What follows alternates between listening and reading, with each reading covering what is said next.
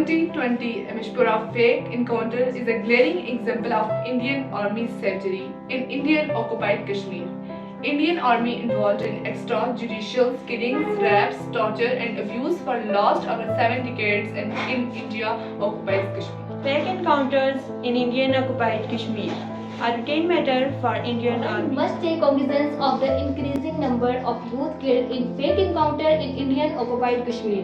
International community must stop India from massacring Kashmir. March, Women Day, world should note and focus that Indian Army is breaking rules by killing, raping, torturing women in Indian occupied Kashmir. 1994, a UN report on Jammu and Kashmir highlighted cases of sexual misconduct by Indian Army. According to report, rape most often occurs during crackdown and search operations. On the Women's Day, our message is for Kashmiri women to speak out on what's important to them. Speaking out can draw attention to something that's great or that you think is wrong. Kosher school and college. On this Women's Day, message should go all over the world that with the creation of the world, you were also added to increase its beauty.